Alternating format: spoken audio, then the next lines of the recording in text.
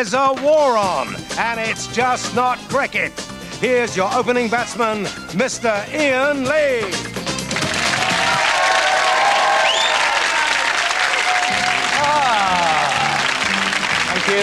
Thank you, yes. It's Wednesday, the 14th of April, the first day of the cricket season, and the weather's too shit for play. Hurrah! Welcome to the 11 o'clock show. With me tonight, she's the maiden to bowl me over, Ms. Daisy Donovan. Let's play cricket. Let's play cricket. That's a 6. Hey, something in the Balkans almost hitting the target. Now, live from Serbia, that was our very own war correspondent, Mackenzie Crook. More from him later on. And here's someone who, if you gave him Benson and Hedges, he'd give you the ashes. Tommy Vance with today's headlines in his news slam. Smoke 'em if you got 'em, Tommy. Wednesday, April the 14th. And after the straight lords vote against the Gaylords on the age of consent, Labour vows to fight on. It'll be an uphill struggle, a sticky passage. It'll be tight, but they'll try hard to push it through. Ironic that the whole parliamentary procedure should be a bit like butt sex. From the gay lobby to an ethnic bobby. And the police are told to recruit more black and Asian officers. Police say they're constantly interviewing ethnic minorities. In fact, they're so keen, they even break down their doors at midnight and drag them from their beds. From ethnic recruits to musical fruits. And tomato growers say rock music helps plants to reproduce. Helps me too. I can't get it up without Susie Quattro. Of course, if she's not around, I can always listen to a tape. Newsflash! It does exactly what it says on the tin.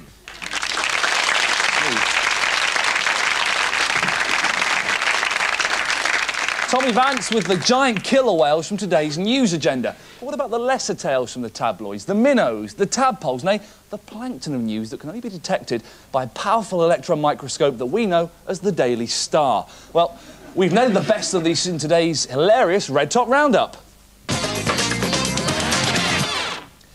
Housing chiefs in Suffolk have started building 2 houses out of cannabis after discovering that mixed with lime, the plant makes excellent building material.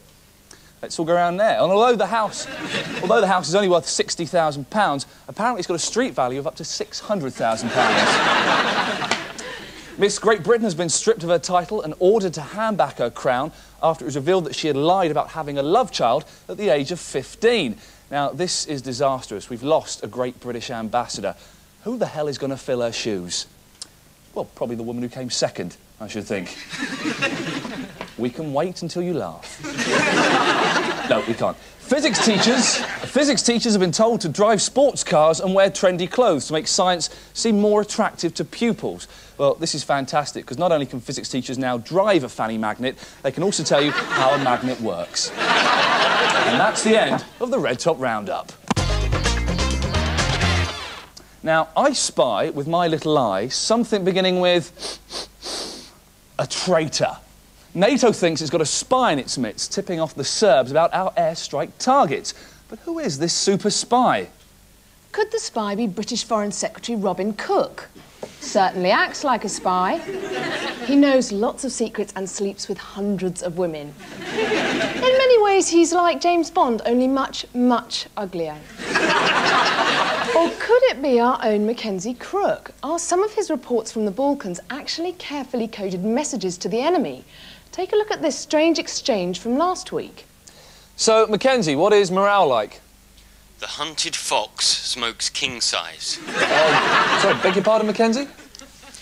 The Dutchman swims for London town. Right, Mackenzie, well, that's all we've got time for there. Slow down, my friend. They're going to bomb Belgrade. Get out of there while you still can. They're going to bomb Belgrade. I can't see anything suspicious there. But we now think we know who the real traitor is. The Express reveals today that the Tories took Serb money for their election funds. So the spy must be William Hague. Think about it. He's got special access to NATO war plans. Well, he gets all the newspapers. Takes dirty Serb money. And he's a master of disguise. Here he is last year. And here he is today after his much publicised reinvention. Completely different. Now, that's conclusive proof. I don't know, but I think that's enough to hang him for treason. Case closed. Yesterday, plans were revealed to relaunch Cindy with a new girl power image, which presumably means she'll get up the duff by a footballer and have her wedding sponsored by Tesco's. But Daisy, being a woman, sees this girl power dolly makeover as the turning point of a generation. So I told her to get out, didn't I, Daisy? Yes, you did, Iain. And see what other people think. What does girl power mean to you? It means that we're in charge. If a girl wanted to stop you from watching the cup final, what would she have to do? Oh, I don't know. She could gently bring you off. That'd be a good idea, wouldn't it? Have a quick tug. You think, shall I just give him the old... Just a bit of a persuader. Don't you think that? Probably. Cop a feel of your knee and then, you know. Yeah. So, girl power has taken women a long way. Men will go far to see a flash of your arse and a glimpse of your tits. I want to see how far I could push it. Excuse me, you couldn't do me a quick favour, could you? What's that? Basically, I'm just trying to write this note, but I don't want to write it myself. Could I just tell you what to write quickly and then... Okay. Thank you, that's very kind. If you want to see little Stevie... Little... Stevie I.E. Steve E. Yeah. Sweet name. Stevie. Alive. Again? Stevie alive, yeah? Yeah. So read it out to me properly. If you want to see little Stevie alive again, wait by the phone. it's just that I don't want to go into work today. You know, on day off, nice shopping, like you. Can you ring my boss? Oh. Hello? Yes, hello. Daisy. Oh, this is Robert. I just wanted to say that Daisy, she's not feeling well today. Say I'm dead. Yeah. Say I'm dead. She's not going to come Dead. today. She's dead, you see. She's not going to come today. She will, yeah? Couldn't you do me a favour, could you? Just somebody gave me this puppy and it's driving me nuts. Could you help me? I just need to give it a good throw because it's a bit shallow there. No. Yeah. You're not going to frighten Just give it. If you and me. No. You It's mustn't do it's that. driving me nuts and I hated the bloke that gave it to me. If you just give it a good... No. Let's have a look at this puppy. Let's have a look. Look, there he is. See? Give it a good kick. No, you must do it. I'm bored of That's it. very cool. I'm bored of it. And it's costing me money. Do you think it's very cruel to do that? No. Well, no. It's a horrible little Dachshund. No, you I hate it. no. It's a very, very naughty thing to do that. It's a very naughty thing to do. Okay, you I'm sorry. understand that? Yeah, I do. You will not frighten the water, will you? No, I won't. Okay. When I leave you, you're not going to frighten the water, are you? No, I won't. You I promise? won't. You promise? I promise. You promise? Scouts on a dib, Well, dib, shake dib. hands, shake hands with it. So, as you've witnessed, making Cindy's tits smaller really has helped our cause. This has been Daisy Donovan for the 11 o'clock show with a lot of men in London. Now it's time to say howdy to our American correspondent, BAFTA nominee, NATO advisor, the former husband of Elizabeth Taylor and Leonardo DiCaprio stunt double, Rich Hall. Howdy, Rich. How's it going over there? Oh, it's fine, Iain. Thank you very much. And I want you to know how much I've enjoyed working with you all these past years. It's been great. So, Rich, the question on everyone's lips, how are things in the USA? Well, I think that, Iain, the big word that's passing everyone's lips this week is just millennium bug. Bug. So can you actually make money out of the millennium bug, do you think? All the banks, all the accounts in the banks are going to be rolled back to the year 1900, right? So maybe January 2nd, 2000 is a good time to go and open up a checking account under the name Henry Ford Motor Company. You know, you can work this to your advantage. And what I think is very, very odd, Iain, is that Bill Gates, right? Your man, Bill Gates, richest man on the planet. He's worth $98 billion. I saw that in the paper, $98 billion. I have the statistics right here, $98 billion. And he hasn't found an answer to the millennium bug. He's the one guy. He's made his living selling software. Am I wrong? Bill Gates has more money than all but 18 of the countries in the world. Can you fathom that? And I think it's just a matter of time before some of these corporations actually start buying countries, you know, just to get their name on the map. Literally. For instance, Toys R Russia. You know, that kind of thing. Nigeria, Kuwait Watchers. Understand what I'm saying? Well, I think we're all looking forward to that day, so thanks very much for your help, Rich Hall. We'll see you next week. Take care. Bye-bye. You're welcome.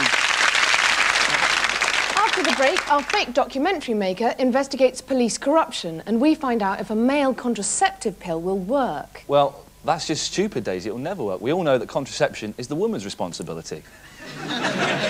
So I presume you leave that to Mackenzie, do you, Iain?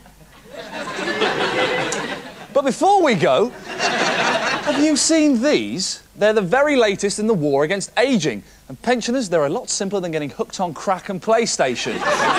Dubbed the Time Machine tablets, these anti-aging pills have already proved popular in Europe and are now available here.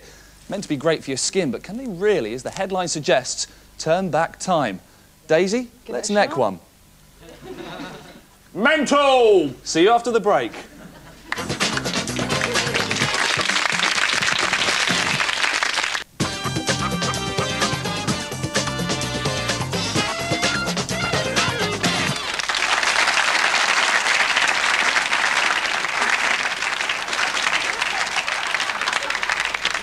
Bless you, bless you. Welcome back to part 2. Before the break, Daisy and I popped a couple of Time Machine anti-aging pills. Hasn't done much for me. What about you, Daisy? Not a thing, Iain. I think I must have taken a placebo. Before we go any further, we would like to apologise for the interview we did yesterday with the Leader of the Opposition, the Right Honourable William Hague MP.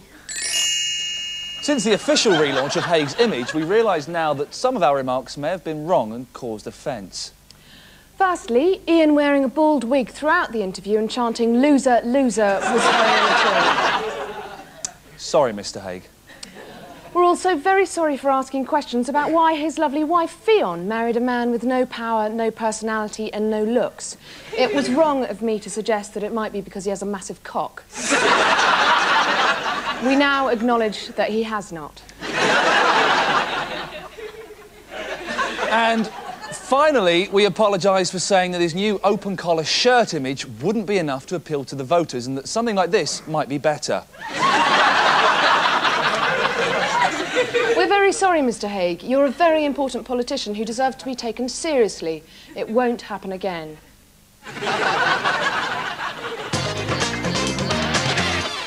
Look out, you bastards! No, don't hit me. I'm not calling you, the audience, bastards. I'm talking about a possible cure for unwanted children. Hurrah!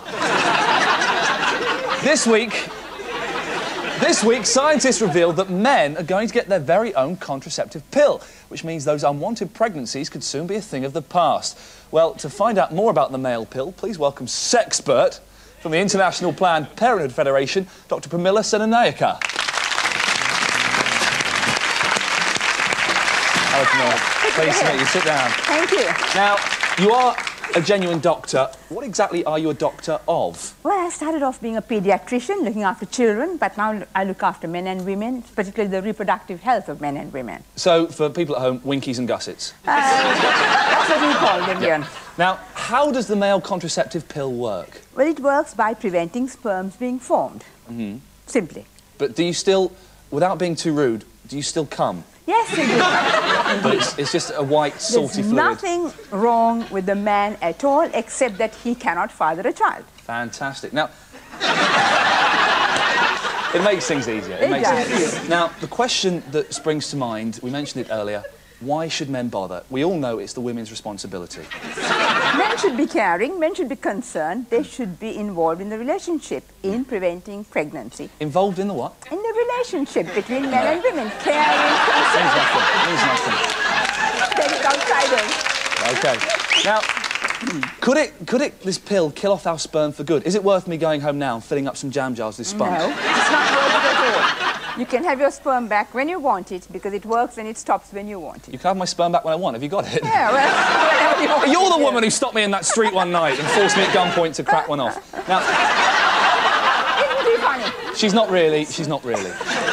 Now, what is the fun in the men taking a pill? Because one of the great things about rubber johnnies, French letters, apart from the hilarious names, is you can put it over your head and blow it up, so it goes like that.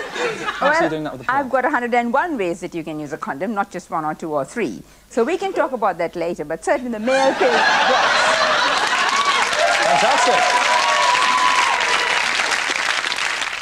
Now, does this mean there's going to be a morning after pill for men? I hope so. At the moment, we do have a morning after pill for women, which is very good. Yeah. But we certainly would like it available for men too. But that's a long way off. So it is possible one day in the future to make a pill that men can take after they've had sex to stop a lady getting pregnant. I hope so.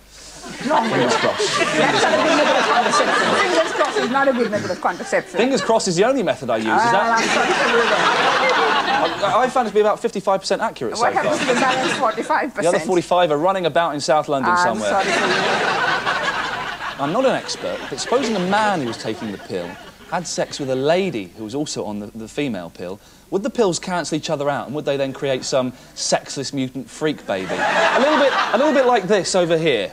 No. I'd call it double protection, but you might call it Anna Whitcomb or whatever her name is. Yes. Fantastic. With that, Dr. Pramila Sanalika, thanks very much for coming in. Thank you very much. Thanks a lot for your time. Lovely.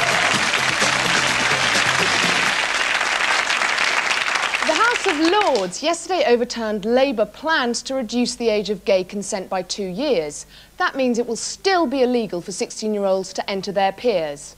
And for peers to enter 16-year-olds. The story gets just a mention in most of the papers, but is celebrated in the Mail, with the glee they usually reserve for the reintroduction of hanging.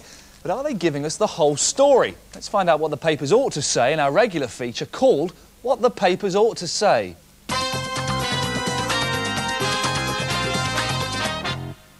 The Mail tells us senior Tory peers denounced the legislation as a charter for older men to seduce teenage boys. And what the Lords really meant was... If it's legal, it takes the fun out of it. The Mail tells us Lady Young insisted she would be failing in my public duty if she did not oppose the bill, when what she meant was... The thought of men putting it in other men is as unnatural as being poor. And finally, the Mail quotes Lord Cope as saying he could not accept that acts of a homosexual nature were as normal and certainly not as healthy as heterosexual acts, when what Lord Cope meant was... They do what? Christ, that would make your bum hurt.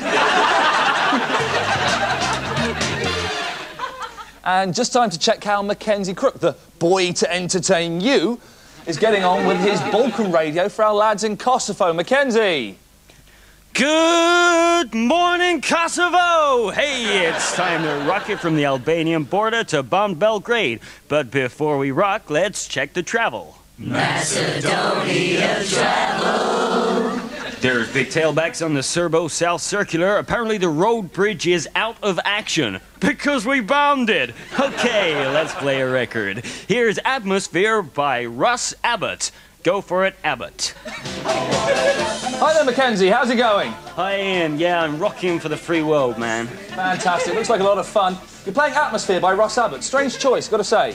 Yeah, unfortunately my playlist has been heavily restricted. Oh, I see. So you've been censored, so you can't play any songs that allude to the war. No, actually, I only bought... No, that's what I call music for. So what's the response been to the show, Mackenzie? Actually, very good. The ratings show that we're the second most popular radio station in the whole of the Balkans. So, if you're the second, who's beating you? It's a local Serbian station, Bunker Gold FM. But they have got Simon Bates. Our tune is very popular with the Serbs. But we're definitely winning on drive time. Our boys listening in on their raids. I like to shout, fire, fire, try and put them off. It's just my little joke. But I have been told to stop it. So, Mackenzie Crook there, proof once and for all that this war should be concluded as soon as possible. The Guildford 4, Birmingham 6, Jackson 5, all miscarriages of justice. But none came within a forged confession of the travesty that was the hanging of Derek Bentley. And what compensation are his family to get? According to the Daily Mail, a big fat zero. Not even enough to buy Jack Straw's son a 10-quid wrap. We sent our rogue documentary maker Paul Garner to see how easy it is to frame the wrong man.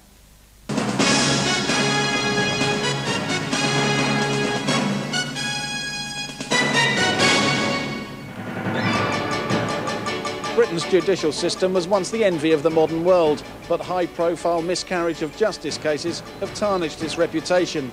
I've come here to Nottingham to speak to the victims that the law tried to hide.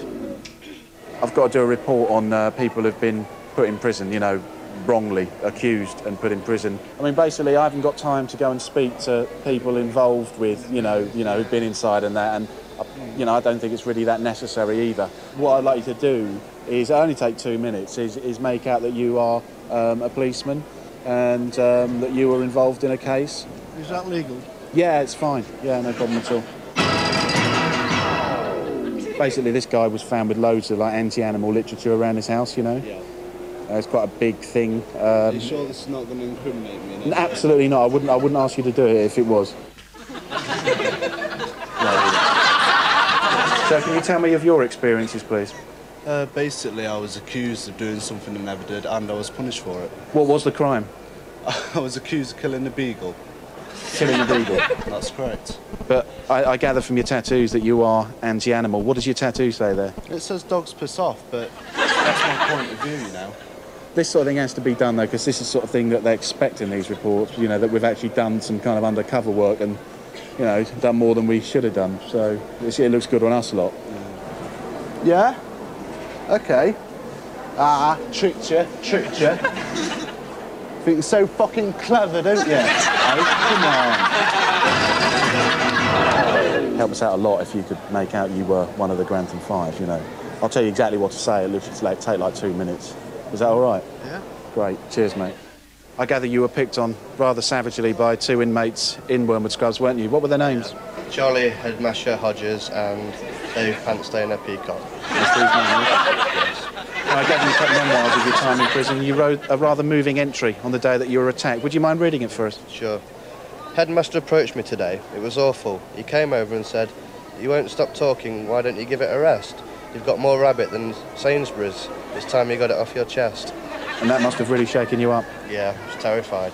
This is your moment to make the appeal to the government, so really go for it, like, you know, swear at them and say what you think of them, that you were jailed and you didn't do nothing. Really give them a hard time. Yeah. Off you go. I've been wrongly accused of doing fuck all. Really angry. I'm really fucking fed up with what's happening. Why don't you put yourself in my position for once in your fucking lives? They used to say things like this couldn't happen in Britain, but that was then, this is now, and it has, so they were wrong. These people I have spoken to have suffered for no reason, and that can't be right. This is Paul Garner in Nottingham.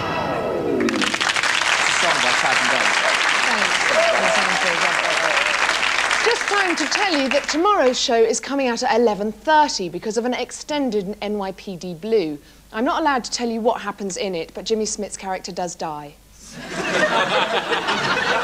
And finally, tonight we bid a fond farewell to our dear friend Edgar Pearce, the Mardi Gras bomber, who has just been sentenced to 21 years imprisonment for his rubbish Sainsbury's bombing campaign. Obviously, we weren't allowed cameras in court, so we sent along our very own court artist to capture the moment for us. Pearce had tried to persuade the court that he committed his crimes because a piece of his brain was missing and therefore he was a nutter. But Judge Michael Hyam remained unconvinced. See you tomorrow. Good night.